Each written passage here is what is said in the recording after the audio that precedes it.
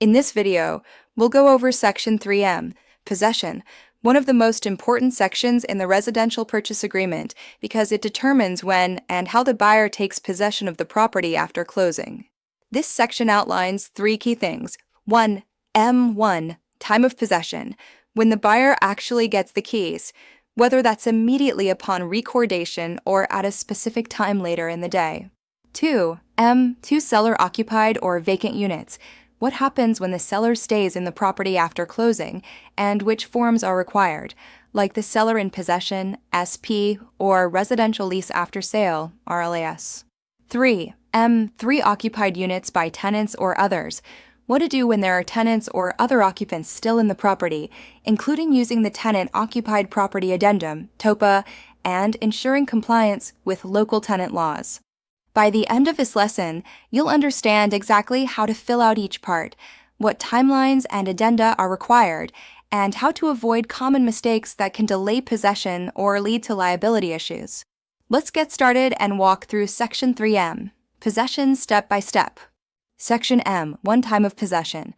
This section says when the buyer gets the keys, legal right to occupy, which can be different from the moment title records.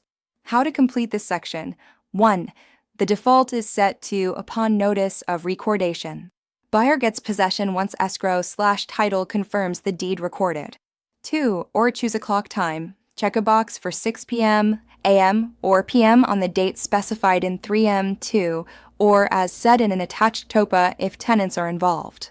Also, use this when you want a same day but later time. Example seller needs until 6 p.m. to move out. Remember, if you select a time, make sure movers, cleaners, and utility transfers line up with that time, not just COD. Section M, 2 seller-occupied or vacant units. The purpose of this section is to set which day the buyer gets possession when the seller lives there or the property is vacant. Options you'll see. 1. The default is set to close of escrow date COE is most common, or 2. You have the option to check 29 or fewer days after close of escrow COE and attach CAR SP, seller in possession, or 30 or more days after close of escrow COE and attach CAR RLAS, residential lease after sale. Let me explain SP, seller in possession, and RLAS, residential lease after sale. SP less than or equal to 29 days short rent back, not a full residential lease. Lays out holdover fee, daily rent, utilities, condition. Insurance. RLAS, greater than or equal to 30 days full landlord-tenant lease, with all statutory obligations, security deposit handling, notices, local ordinances.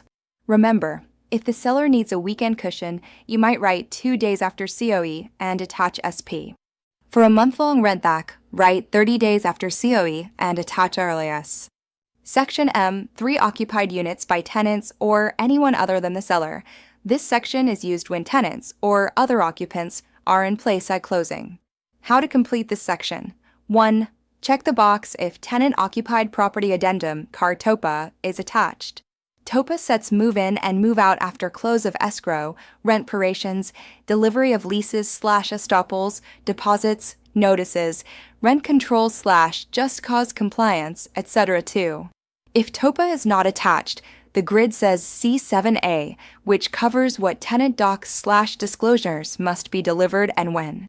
For best practices, remember to A. Confirm local ordinances, rent control, just cause, relocation fees before you promise vacant possession.